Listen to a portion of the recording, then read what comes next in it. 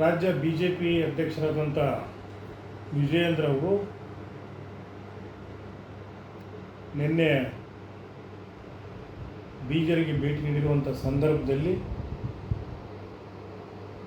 ಕಾಂಗ್ರೆಸ್ ಪಕ್ಷದ ವಿಧಾನ ಪರಿಷತ್ತಿನ ಸದಸ್ಯರಾದಂಥ ಚಂದ್ರಶೇಖರ್ ಪಾಟೀಲ್ ಅವರ ಬಗ್ಗೆ ಭಾಳ ಲಘುವಾಗಿ ಮಾತನಾಡಿ ಭಾಳ ಕೀಳು ಮಟ್ಟದ ಪದಗಳನ್ನು ಬಳಸಿರುವುದು ಖಂಡನೀಯವಾಗಿದೆ.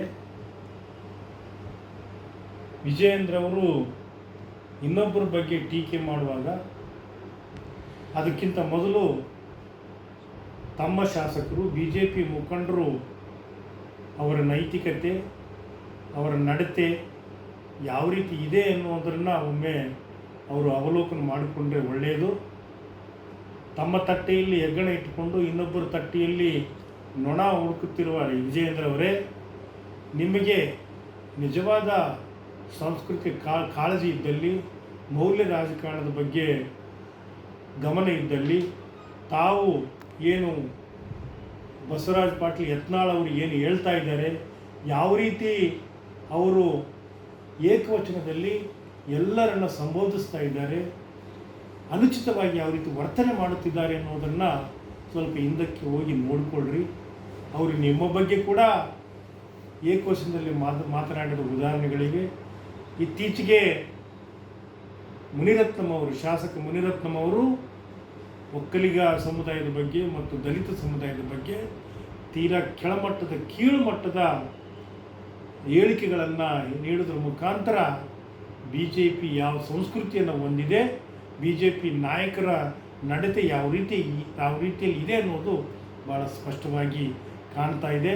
ಅದಕ್ಕೆ ವಿಜಯೇಂದ್ರ ಅವರೇ, ನೀನು ನಿಜವಾಗಿ ಕೂಡ ರಾಜಕೀಯದಲ್ಲಿ ಮೌಲ್ಯಾಧಾರಿತವಾಗಿ ನಡ್ಕೊಳ್ಬೇಕು ಅಂತಂದರೆ ನಿಮ್ಮನ್ನು ನೀವು ಮೊದಲು ಸರಿಪಡಿಕೊಳ್ಳಿ, ನಿಮ್ಮ ನಡತೆಯನ್ನು ತಿದ್ದುಕೊಳ್ಳಿ.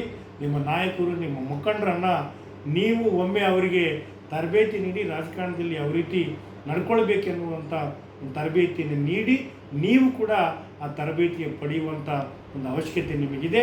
ನೀವು ತೀರಾ ನಿರ್ಲಜ್ಜ, ನೀತಿಗೆಟ್ಟ ರಾಜಕಾರಣವನ್ನು ನೀವು ಮಾಡ್ತಾಯಿದ್ದೀರಿ. ಮೊದಲು ನಿಮ್ಮ ಮನೆಯನ್ನು ನೀವು ಸರಿಪಡಿಸಬೇಕು.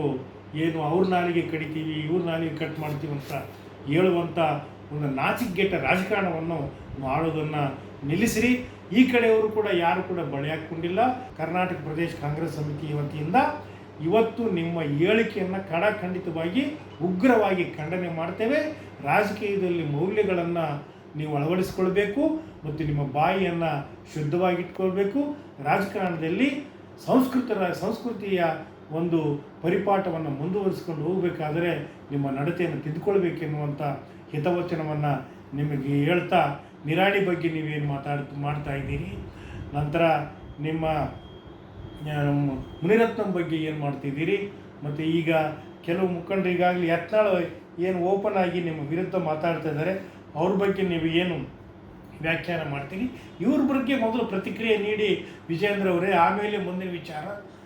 ಆ ಕಾರಣದಿಂದ ನಿಮ್ಮ ಮನೆ ನೀವು ಮೊದಲು ಸರಿಪಡಿಸಿಕೊಳ್ಳಿ ಅನ್ನುವಂಥ ಮಾತನ್ನು ತಮಗೆ ಹೇಳ್ತಾ ಇದ್ದೀನಿ.